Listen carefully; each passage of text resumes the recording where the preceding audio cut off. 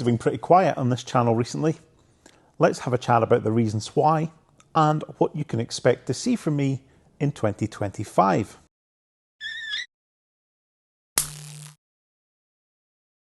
Hello everyone and Happy New Year to you. You may be quite shocked to see an upload from this channel because I know it has been a little while. In fact, the last video we published here was me moaning about not being able to sell that lovely Peugeot Ion that I had in stock, which not all of you were a massive fan of the Peugeot Ion. Quite a few people think that it's, you know, some of these older EVs have kind of had their day and there's just so many better options out there, Leafs, Zoes, etc., that the Ion is a hard one to sell.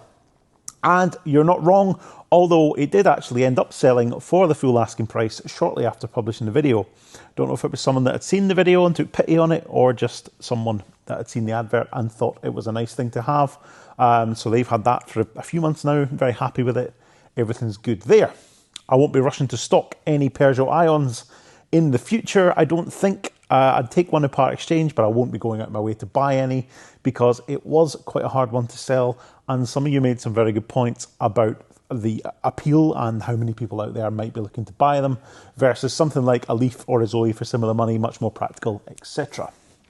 But where have I been for all that time? Well, mostly just been trying to continue building my growing EV sales business, which is actually going from strength to strength. When I appeared on the Shifting Metal Motor Trade Mentors podcast a few months ago, there's quite a few people in the comments on that one who were adamant that a business that only sells EVs wouldn't last, they'd be bankrupt in 6 months, all that lovely stuff that you tend to get when you tell the world about something you're doing and perhaps it's something a little bit controversial that they don't necessarily agree with or goes against what they know. The hate comes thick and fast, but that's absolutely fine. If you haven't checked out that podcast yet, I do recommend that you give it a listen. There's a link in the description to Joe's second channel, Shifting Metal 2.0, where the podcasts are hosted. And actually, if you're interested in the motor trade in general, I'd recommend you check out all the other podcasts on there as well, because there's some really, really good stuff. And so on that podcast, hate aside, I laid out sort of where we were at, buying and selling EVs, struggling a little bit to get traction with prep and waiting for garages, and struggling with poor quality valeters if you outsource stuff, and all those lovely sort of trials and tribulations of just getting stuff ready for sale but prepared to a decent retail standard.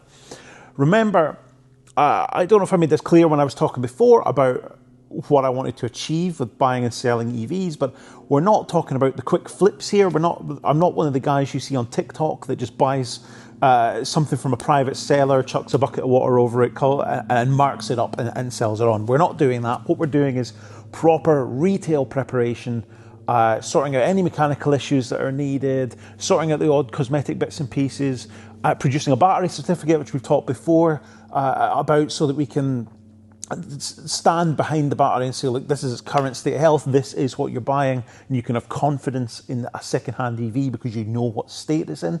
That's not necessarily to say that every battery from every car that we sell has, 100% state of health or close to it, because batteries do degrade.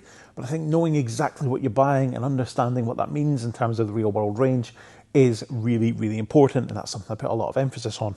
And so we're offering quality, well-prepared cars to a decent standard. And I was struggling to do that with, especially on the sort of valeting side, so sending stuff to like hand car washes or getting mobile valeters in to do it or whatever.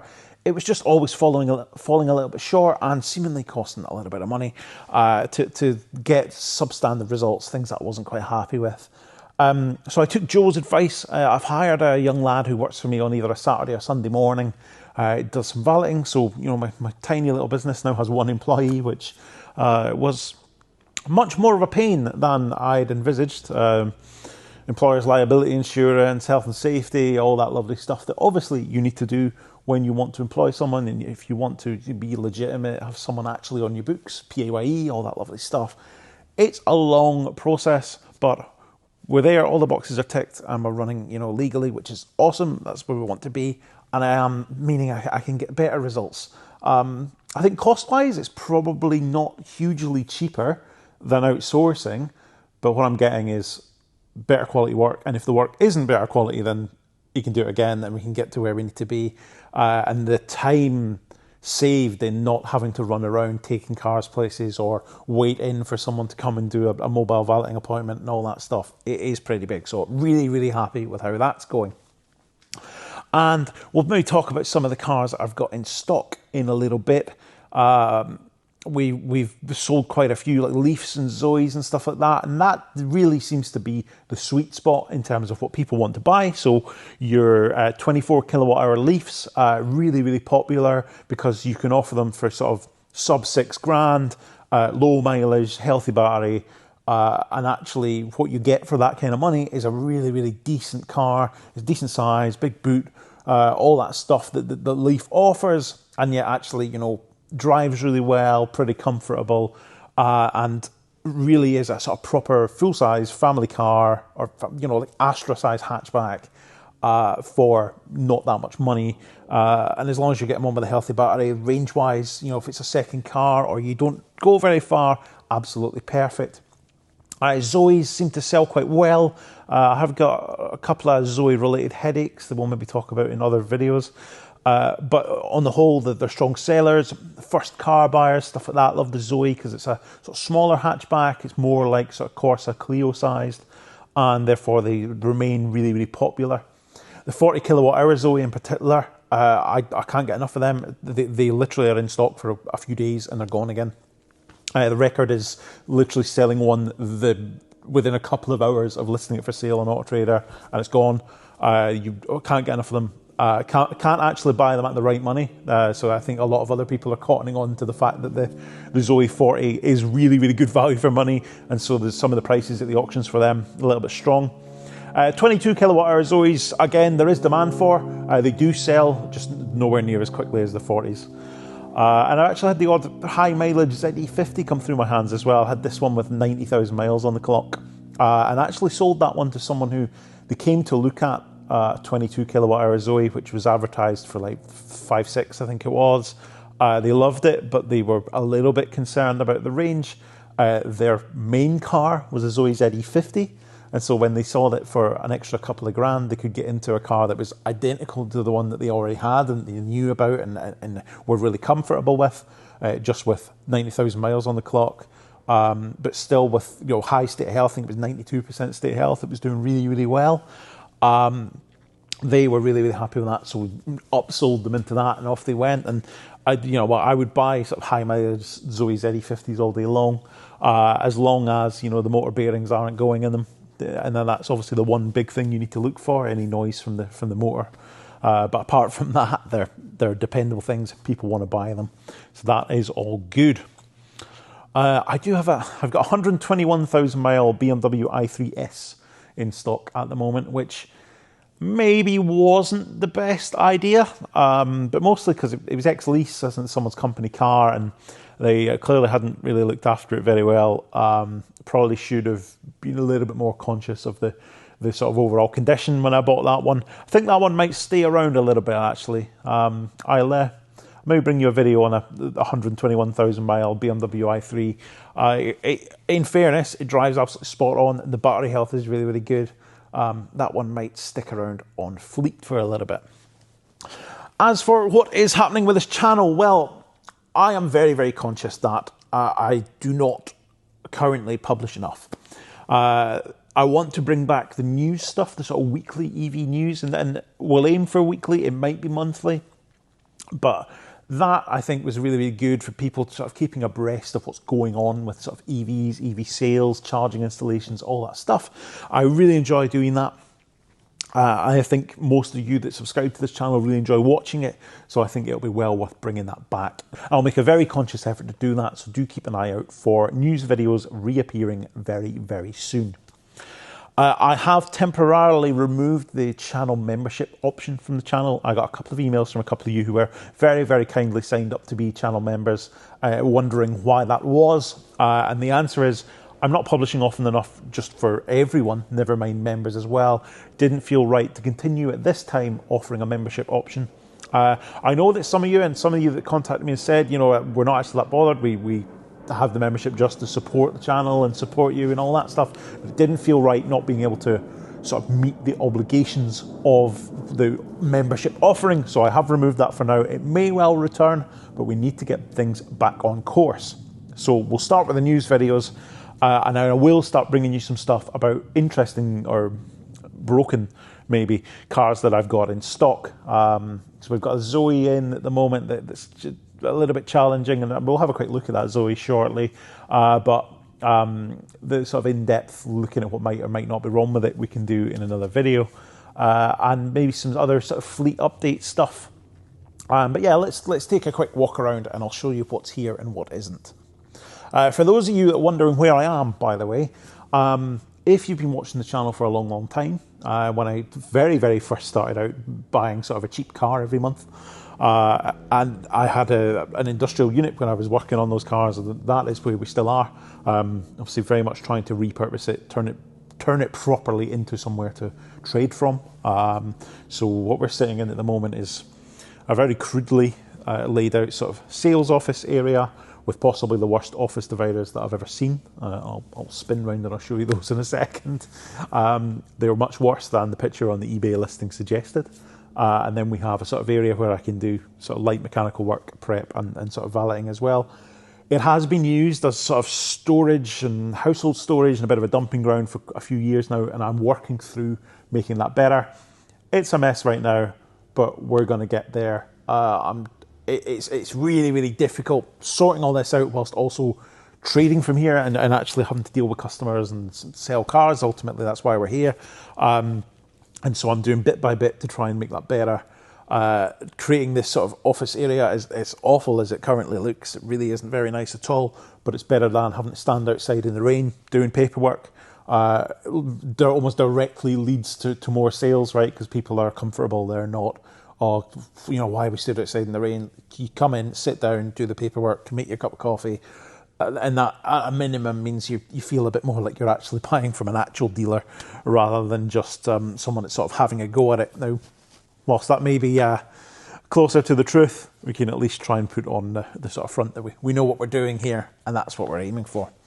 But yeah, let's have a quick walk around. So as you can see, I'll bring the camera down. This is the sort of sales office area. If I spin the camera around, and that's my loan vehicle there. We'll have another video coming about that soon too. So DYU very kindly sent me an e-bike to review, and I've kind of turned it into a loan vehicle. So if you have problems with an EV you buy from me, you can borrow this for a bit while it's off the road. Funnily enough, I don't have very many people come back. And as you can see, very crude sort of office where we can get paperwork done, we can print invoices, and we can do all that lovely stuff. And if I open the hospital curtain of horror, you can see it is a bit of a mess in here. It's all a sort of work in progress, but we are very much getting there even. I've got now a scissor lift in here for lifting cars up in the air, so if we want to do sort of quick mechanical work, brakes, suspension bushes, that kind of stuff, we can do that here. Anything more involved I tend to sub out, so I'm very lucky to have Cleveley EV just up the road. So they get in, and that is a little bit more involved. I don't quite want to tackle myself. We've got equipment for making number plates in the corner there. As you can see, you've got the branded number plates on anything that's in stock. Usually because they come in with big dealer logos on them, or they're all messed up and they're degraded and whatever. And I think they always look a bit cleaner when you put new plates on them. And so I'm not going to dwell too much on the mess that's in here. As I say, it's all very much a work in progress. Now if we go outside and give you a quick fleet update.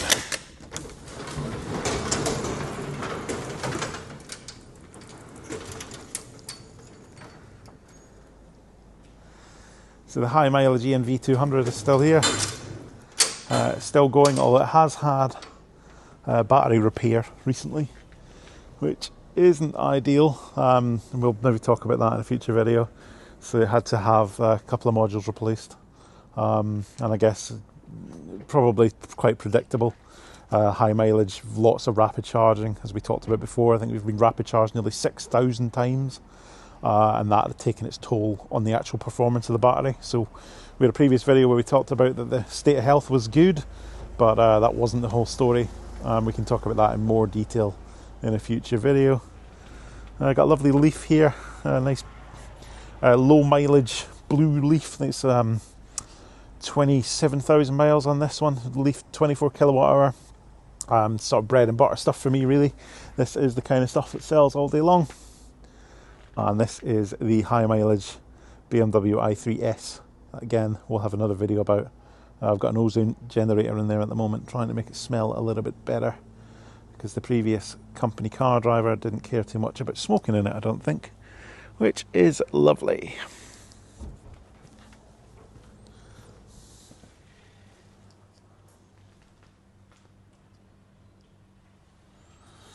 So that's it for what we've got parked up here at the moment.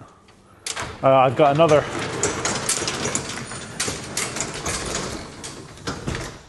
24 kilowatt hour Leaf in stock at the moment as well, but it's at home. It's done a little bit more in terms of miles. I think it's at 80 odd thousand miles on the clock. I actually dropped the ball on that one a little bit. I picked it up from BCA and then realised that it didn't have an MOT. I must have got too confused when I was bidding. So I wouldn't normally buy a car that didn't have an MOT, because obviously it's a nightmare. You don't know why it's in the auction without an MOT. It might well be that it has something wrong with it. Someone's given up on it and they've chucked it into the auction. Or in this case, actually, it flew through the MOT and I was really lucky with it, but I definitely wouldn't make a habit of it. But that one's not here at the moment, but you'll probably see it on the website fairly shortly if you keep an eye out. So that is us. I'm still alive. We're still going. 2025 is going to see me bring you more content. So as I say, we're going to get the new stuff back up and running as soon as possible. And I'm going to try and bring you some of the trials and tribulations of buying and selling used EVs as well, with some videos that focus on particular stuff that's in stock and what may or may not be up with it. And occasionally, if I buy something interesting, I might just bring you something to sort of showcase that as well. Maybe try and do a bit of the collecting stuff from the auctions and bringing you the sort of ins and outs. I know there's quite a lot of people doing that kind of stuff on YouTube at the moment, so I'm not going to try and copy anybody. There's some guys out there doing a lot better job of that kind of stuff than I will. And maybe we'll go back to doing some of the sort of public charging focused stuff too, because that was kind of where we started out, wasn't it? The sort of public charging reviews and experiences, and maybe we can do a little bit of that. But thank you very much for watching. I do hope you're looking forward to seeing some more content from me. I am very, very sorry it's been so long so far, but things are going well. More content is coming. Make sure you subscribe, do keep watching, and I will see you next time.